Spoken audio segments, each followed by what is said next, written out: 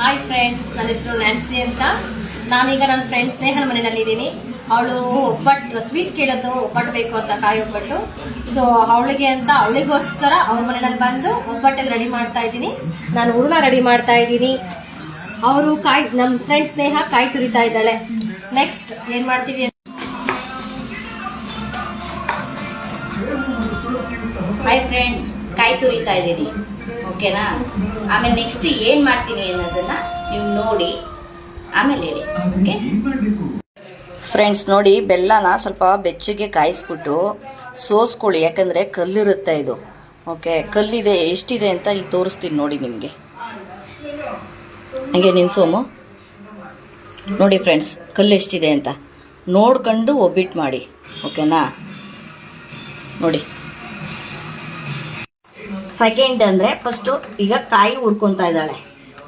Next ಪಾಕ ತೆಗೆದು ಅದನ್ನ ಮಿಕ್ಸ್ ಮಾಡ್ತಾಳೆ, ಓಕೆನಾ ಫ್ರೆಂಡ್ಸ್?